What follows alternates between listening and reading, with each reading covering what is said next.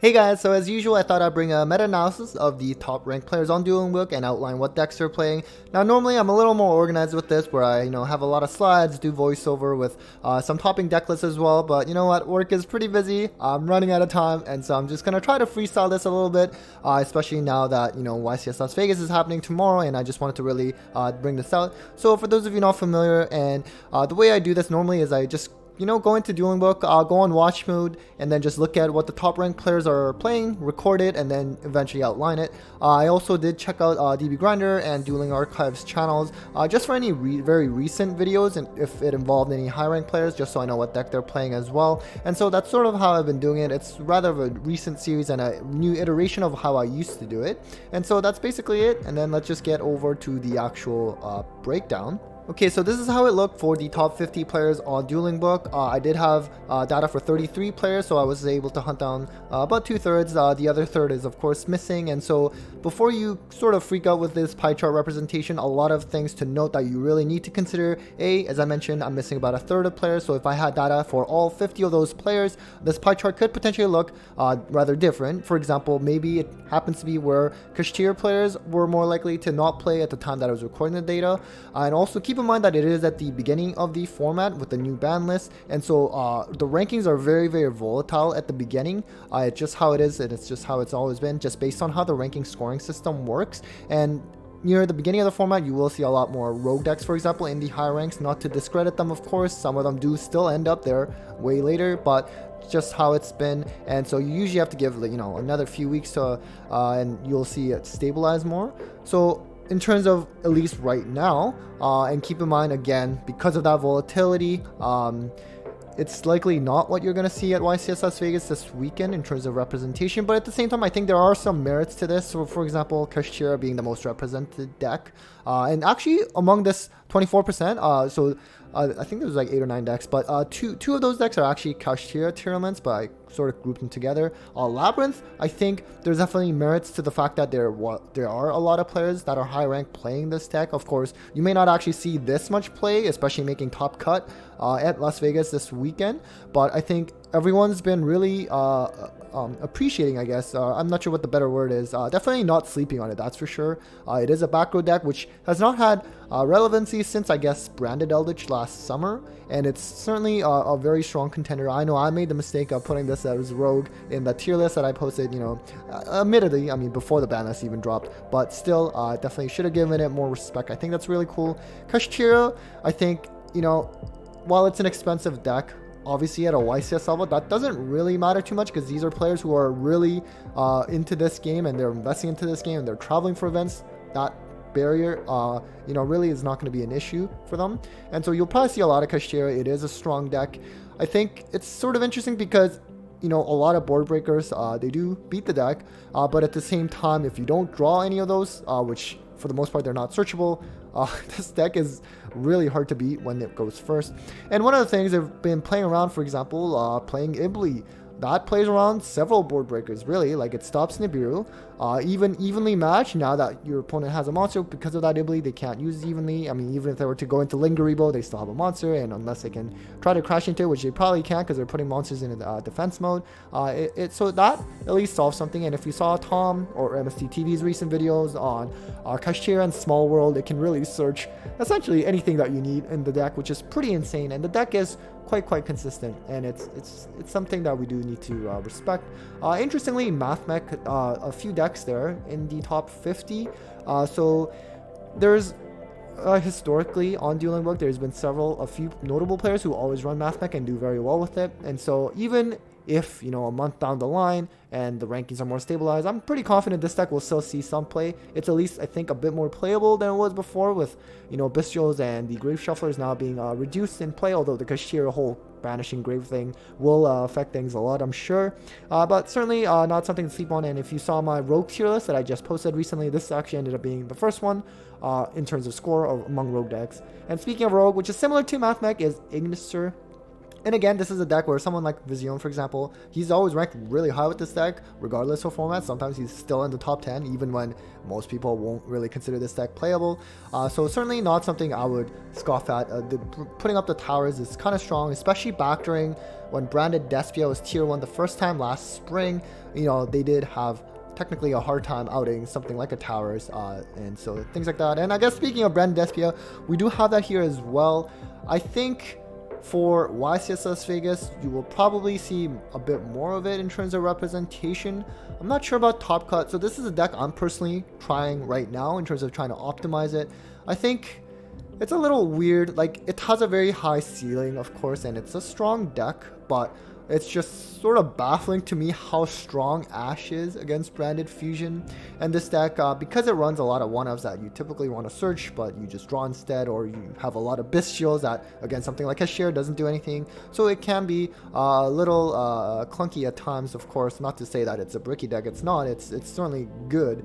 But I do think, especially when a lot of decks are going to prepare for it potentially, and if it gets to that point, you know, there are a lot of very strong counters to it in terms of, you know, Ash and D barrier is huge, and I think D barrier will be actually pretty good this format because it can also hit Kashtira as well, not so much Labrynth. Drytron is a cool one too, I think. Also, whenever there's a new ban list, new set release, you do also have to account for sort of the hype, where a lot of players will try it out at the beginning, but then, you know, a month down the line, no one might be playing it. So, but I think Drytron, it's nice. They do get to play a little better nowadays without worrying about a bunch of Bystials or the Grave Shufflers, which was really detrimental. They do still have Ben 10 to 3.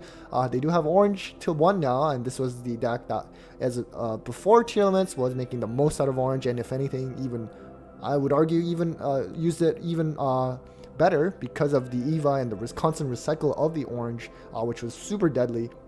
So kind of cool to see. In terms of, I guess I should have covered this first. In terms of the coverage I have between ranks 1 to 10, you know, I had 6 players. Between 11 to 25, I have about a little under half of the players that I found, and then between 26 to 50, I did find most of them at 80%. And so among those that are ranked within 1 to 10, they were more likely to play Kashtira or Labrynth, and Branded as well. Just something to consider. And again, like I said earlier, if I had data for all 50 players, maybe it would be different. And also, if this was, you know, not the beginning of the format, it was a bit more stabilized, then I would be a lot more confident in what the pie chart looked like in terms of what it would predict, what the top cut would look like at YCS Las Vegas. But this one, I'm not too confident. I think it's pretty volatile, but I do think there are some merits with, you know, Labrynth, for example, going to be a deck that will probably make top cut at Vegas. In terms of the other decks, I guess I can maybe go on to the next bit. They were only just all just one deck each. One of the things I want to highlight, of course, some of the older favorites. Well, I'm not sure if I could say Flunderies is a favorite, but it was still a popular deck. Obviously, it's now become kind of like a worse version of Kashtira. Maybe it'll still see some play. I think it's still very, very solid. I would still put it at tier 2 for now. I don't want to undercut it at this moment. Sprite, I expected to see a bit more. I think, again, if I had more data among the top 50 players, probably would have seen more. And this was actually Runic Sprite, and I think Sprite, I'm playing it right now as well. You know, the grind game is definitely hampered now without the elf, but in terms of turn 1 board, it's still pretty much the same. But at the same time, I think with a new set, a big set in Photon Hypernova, but also a new ban list, you know, people probably want to sort of move away from whatever they were playing and try something new. Swordsoul is interesting. I think, again, this is another deck that we probably will see more of, especially at Vegas as well. It's a very, very consistent deck, and it's very solid. It's pretty good going first or second as well, main deck wise, and that's been always its strength, being just very, very consistent. Dogmatica is interesting. It did get new support in Photon Hypernova, so this is no longer like Dogmatica Invoked or anything like that. So definitely at least one player playing this with the new stuff. Not too familiar with what they do. I know in terms of, like, you know, way back when they first came out, I know they were a very, like, sort of anti-extra deck kind of strategy. And so, yeah, it's kind of cool to see. Same with Mekanku. There was one player, and it was not a tier limit version either. So that's why I put it separately.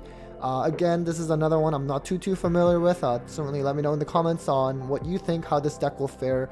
I think this is one deck that the YG Scope also probably cannot identify, and that's something I'll get to a little bit later in this video. Rika is cool because originally, you know, it did win Euros, I believe. It was doing well. It had a pretty decent matchup against, like, for example, Sprite.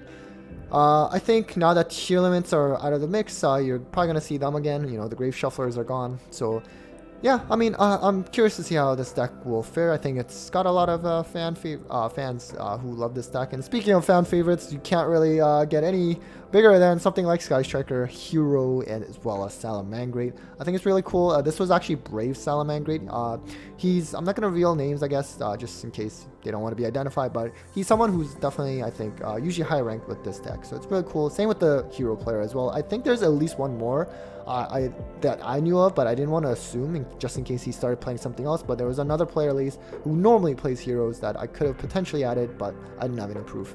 Sky Striker, I think, is an interesting position. I think it's definitely much better. I actually have a Sky Striker profile going up, I guess, tomorrow at the time of recording.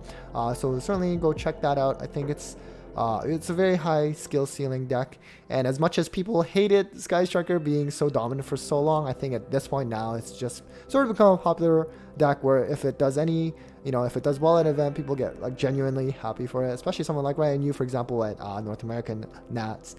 So yeah, that's sort of interesting, and that's sort of the overview of some of the top decks, or rather some of the decks that are played by the top ranked players. And then lastly, maybe we'll just sort of cap off on the YGO scope side of things. And so as I mentioned in my Rogue tier list video, I actually reached out to Sunny, who is the creator of YGO scope, just to outline some of the decks that weren't being identified by YGO scopes, such as Kashtira, something like, I did actually mention Labrynth, but it's actually still not identified right now. I did shoot him another message, so hopefully that will get fixed soon. But at the same time, of course, this is not his number one priority. I'm very grateful that he even manages this resource. So, but definitely stay tuned for Labrynth. Something like Crystal Beast was another deck. Marin says those are decks that really for the longest time could not be identified. Same with Extra Sisters, but now they can. So for those of you playing those decks, you kind of have these win percentages to go with. And Kashtira, you do see it's at 64%. If you saw my one of my recent videos on some of the top meta decks in history in the past year, you do see that tier 1 decks typically hover around that 60 to 60+% mark.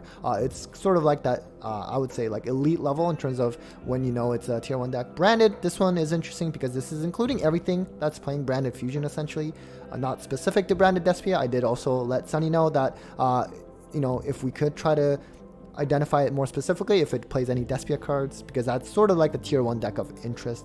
Sprite kind of struggling, 47%. I think, I mean, the Runic, this is a little generic. There's probably some Runic or Sprite in the Runic as well. Or maybe I guess it's here separately. So yeah, I think for now, maybe it's a little bit lower. I am a little confident that Sprite is still pretty solid. So other decks, I think Punk is another one that's kind of cool. Was not seeing play, at least among the players that I collected. Tearland still here as well, seeing good amount of play, but win percentage wise 43% versus 60+% I was seeing in the last format.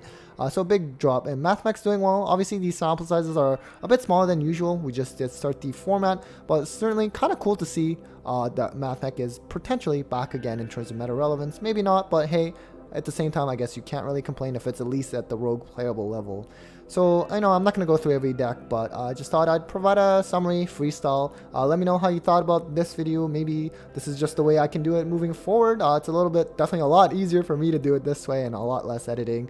So yeah, anyways, guys, thank you so much for watching. For those of you playing at YCS Las Vegas this weekend, best of luck. I certainly look forward to, I'm sure everyone's looking forward to how the format's developing as well as your topping list. So thanks again for watching and take care, guys.